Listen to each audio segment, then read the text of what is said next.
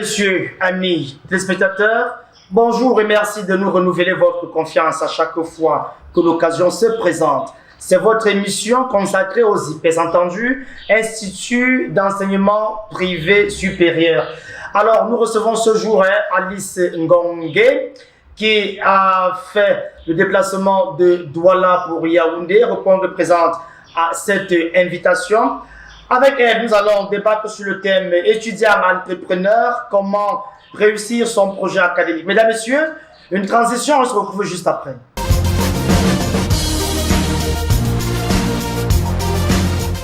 De retour sur ce plateau avec notre invitée déjà très bien installée, Alice Ngongé. Alice, bonjour et bienvenue. Merci Louis-Martin. Bonjour à tout le monde. Alors, avec vous, nous allons débattre sur le projet entrepreneurial des étudiants. Depuis 2 ou 3 ans aujourd'hui, le MINSUP a lancé ce concept étudiant-entrepreneur. Alors, qu'est-ce que signifie ce concept étudiant-entrepreneur et quels sont les principes fondamentaux de ce concept? Alors, être un étudiant entrepreneur, c'est plus qu'un business. Oui. C'est de réussir à concilier ses études et même son entreprise, souvent basé sur un problème réel de la société. Ça demande de la créativité, de l'autonomie et surtout de la volonté de transformer les connaissances académiques reçues en des solutions utiles. Alors, quels sont les éléments les plus importants pour un jeune, pour un étudiant entrepreneur qui veut réussir son projet académique? Alors, Louis-Martin, il y a plusieurs choses. Vraiment, il y a de prime abord une idée réaliste, la discipline pour pouvoir gérer les cours et son entreprise qu'on souhaite créer, le réseau de soutien. Quand je parle ici de réseau de soutien, je mets en exergue les professeurs, les mentors, la famille, les amis et surtout la persévérance. Parce que l'étudiant aujourd'hui doit comprendre que l'échec fait partie de ce processus-là. Mais il est important de reconnaître, de se relever, même si on échoue une première fois. Alors, comment un jeune étudiant peut-il construire un projet d'entreprise solide et le réaliser? Je conseille aux jeunes étudiants entrepreneurs d'identifier d'abord le problème qui les touche ou encore qui touche leur entourage. Ensuite, proposer une solution vraiment simple et réaliste qui doit être bâtie sur un petit modèle économique et chercher des partenaires pour pouvoir avancer. Le projet doit rester un projet concret et réalisable. Alors, pensez-vous que le concept étudiant-entrepreneur peut contribuer à réduire le taux de chômage des jeunes? Oui, bien sûr, un étudiant entrepreneur vraiment aide à réduire le chômage parce qu'il se base d'abord sur ses propres opportunités et ayant déjà une entreprise, il a la possibilité d'employer d'autres jeunes. Donc, je suis totalement d'accord que le projet étudiant-entrepreneur peut réduire considérablement le chômage, surtout au Cameroun. Alors, le concept étudiant-entrepreneur nécessite-t-il une adaptation de la méthode d'enseignement traditionnelle? Clairement, en fait, ça change tout, Louis-Martin. Les cours théoriques ne suffisent plus. Aujourd'hui, nous devons mettre en exergue la pratique, avec des projets réels, des stages et même la compétition des idées. L'enseignement doit être beaucoup plus tourné aujourd'hui vers l'innovation et également la pratique.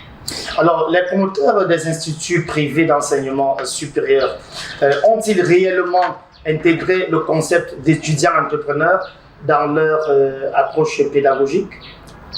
En fait, aujourd'hui, il y a certains IPES qui commencent déjà à intégrer cette vision-là.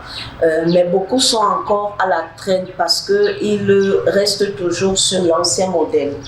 Donc, pour être franc, vraiment, il y a encore du chemin à faire. Il faudra tout simplement permettre aux IPES de créer des espaces pour ces étudiants-là afin de pouvoir créer des clubs, des partenaires avec les différentes entreprises ou encore des incubateurs. Mesdames, Messieurs, amis téléspectateurs, si vous venez de vous joindre à nous, c'est votre émission consacrée sur les IPES. Alors, le thème de ce jour porte sur étudiant entrepreneur, comment réussir son projet académique. Une transition, on se retrouve juste après.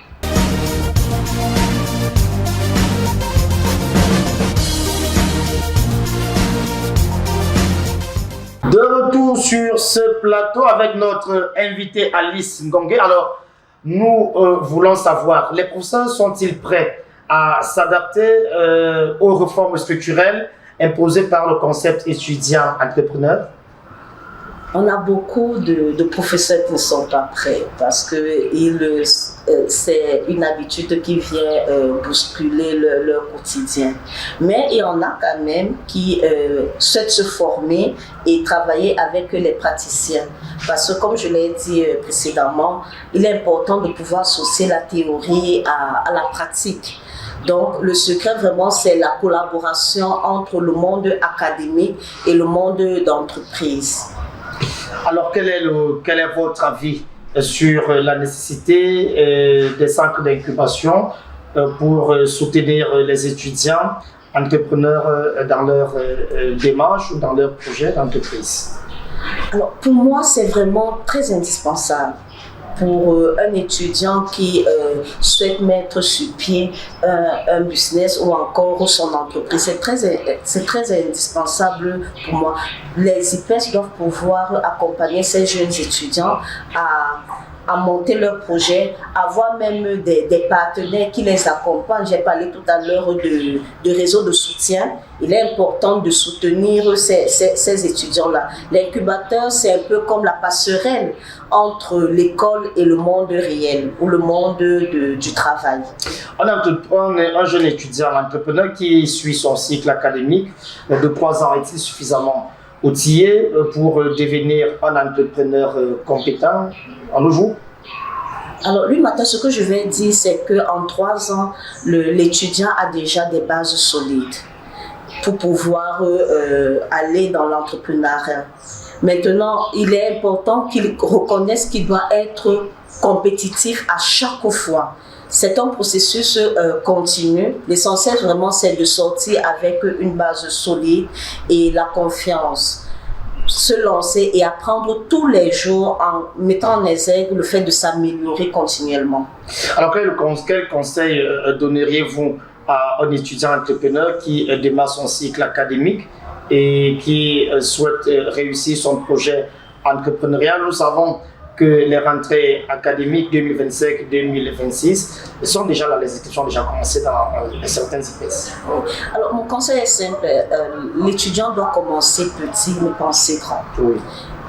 Qui ne cherche pas à tout avoir au début, qui met de bonnes bases, il évolue. Il a le droit de se tromper, mais quand il se trompe, il doit également se relever et se dire ce n'est pas une fatalité. Vraiment, et rester vraiment discipliné, qui se souvienne que son parcours académique est une ressource pour son projet.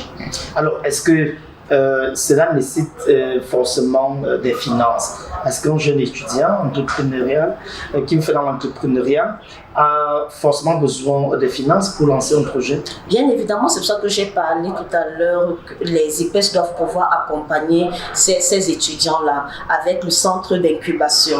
C'est un financement, on les accompagne, ils ont déjà le projet et le projet est déjà bien bâti. Maintenant, ils ont besoin d'un financement parce qu'ils ne travaillent pas encore. C'est un projet qui va même les permettre d'être autonomes et de pouvoir employer d'autres personnes. Mesdames, Messieurs, c'était tout pour cette édition. Alice Ngongé, elle est Community Manager. Alors Alice, on va quand même sortir par là. Coup de gueule, des fleurs, à qui? Des fleurs. Alors, je souhaite beaucoup de courage à une amie qui s'appelle Ingrid Otto. Je souhaite également envoyer des fleurs toujours à ma jumelle qui s'appelle Michel Moncia. Et je te remercie lui matin de m'avoir invité et je salue tous ceux qui me suivent. Mesdames, Messieurs, c'était tout. Alice Ngongé était notre invitée pour cette édition. Rendez-vous mardi prochain, même heure, même fréquence, territoire en live. Restez connectés.